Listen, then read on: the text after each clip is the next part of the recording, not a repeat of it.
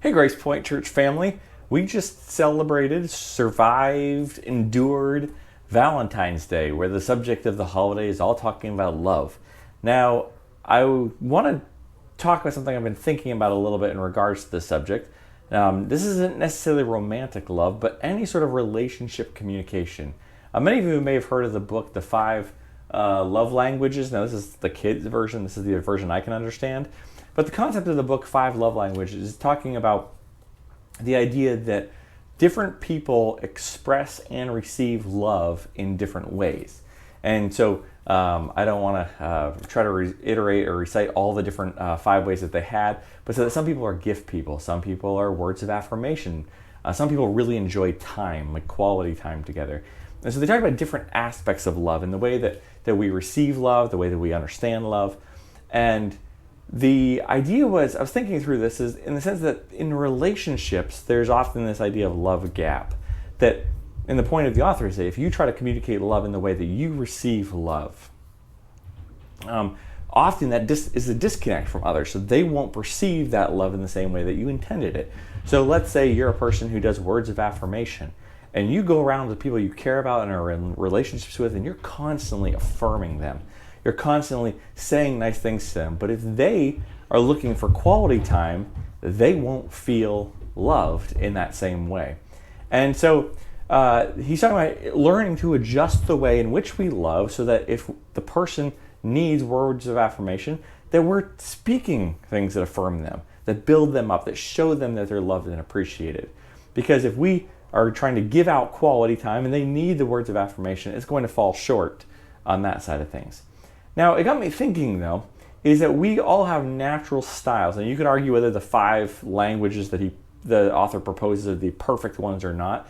But I think they're a really great starting point. So let's say my love language, the way I naturally love, is the idea of words of affirmation. I love praising people. I love building people up. I love using my words to do so.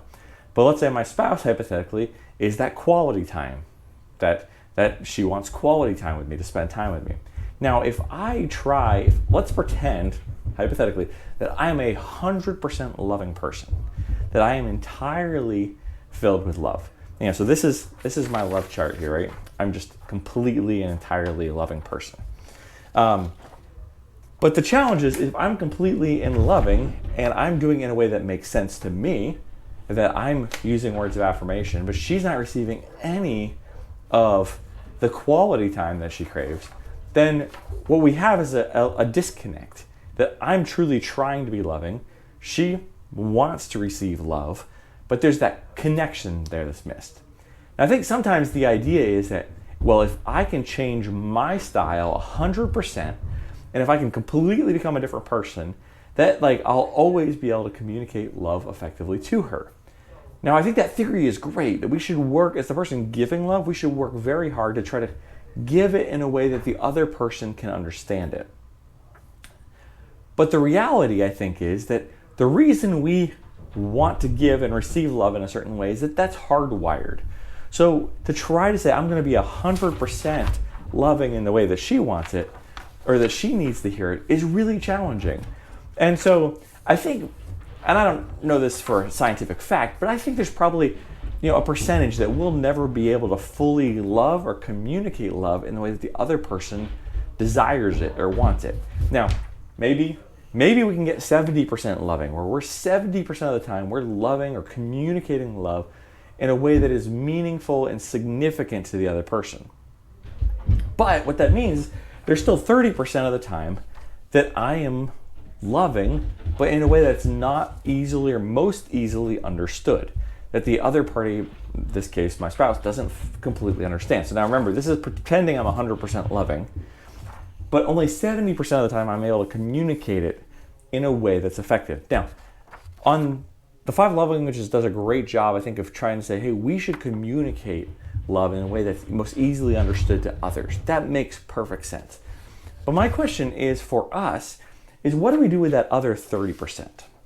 How do we view this? So this I would call the love gap. There's a gap in what we fully intend and from what we're actually achieving. that there's a shortage, there's a gap, there's about 30% difference. Now maybe that's 50%. Maybe you're amazing at communicating love, and maybe you can get down to 10%. But there's still that gap. And I think that's why we as individuals, we need to focus on not just giving love in a way that makes sense, but we also need to work on interpreting love in a way that makes sense. So let's go back to the example. Let's say I am someone who uses words of affirmation. I love to affirm people. That's how I communicate love. So with my spouse, well, it's quality time. So let's say I can get 70% of my life and my expression of love to be in quality time. But I still have that other 30% that falls short. What do you do with that other 30%? Now, let's say my spouse doesn't take any action on her own. She just sits there waiting for me to get to 100%. Or another alternative is that she actually just only feels loved 70% of the time. But I think there's a third option to those two previous options, is that we can work on the giving of love to be as accurate and as effective in communicating and giving love as possible, but we can also work on being good receivers of love. Now, this doesn't mean that we're going around asking people to love us, telling them how to love us, but what that I think does mean is that we take this gap and we help them fill that in. So let's say for me, this is where she's getting quality time, but this is me trying to love and love effectively, but I'm loving in that 30%, so I'm constantly affirming. Now, she has a couple choices. She could say, well, Andrew, that's not how I want to be loved. That's not how it's communicated to me. Or she could truly feel unloved, that I'm not important, I'm not valuable. If I was valuable, you would obviously love me exactly the way I want to be loved. But I think that third option is that she can help interpret that gap. That she can say, I see you trying to affirm me, and that's not the most significant to me. But when you do that, I understand that is you trying to communicate love. That when you do this, when you do that, you're trying to let me know that you love me. Now, it's not in the way I prefer, but it's still in a way that it takes work and effort. And I think as both parties in any relationship work on that, not just the transmission of love, but also the reception of love, that the relationships become so much stronger and so much better. Because when we just wait for the other person to figure out how to love us appropriately, often we end up waiting, we often end up hurt, we often end up feeling misunderstood. But when we work hard to understand how they naturally love and help them fill in that gap, we can get much closer to that 100% of the time. I'm certainly blessed. I'm making up the love languages completely for my wife and I. But I'm certainly blessed to be in a relationship where my spouse is invested in trying to understand even the things that I do in bumbling efforts, that those are truly a communication of love, if not maybe more the way that I naturally do it. And vice versa. I think that's on me to try to understand the things that she naturally does and communicates love, that those are truly loving acts, even if they're not the most significant or the most important aspects to me. I would encourage us all to work on becoming not just good transmitters of love, but good receivers of love. That we can kind of complete that catch, if you will, in football. Is that you need both parties. You need the party passing, but you also need the party that's receiving. And sometimes I think it's good for us to work very hard on becoming good at transmission. But I think there's always going to be that gap. Maybe it's 20%, maybe it's 30%, maybe it's 50%. How do we fill in that gap? How do we close the distance so that there's not a loss of love in that process? That there's effort being made to love, but that it's falling short of that communication. And I think that's for all of us in the relationships that we're in, whether that's romantic or a marriage relationship, hopefully those are one and the same, whether that's a friendship, whether that's a relationship with your children, that we're working hard to understand that.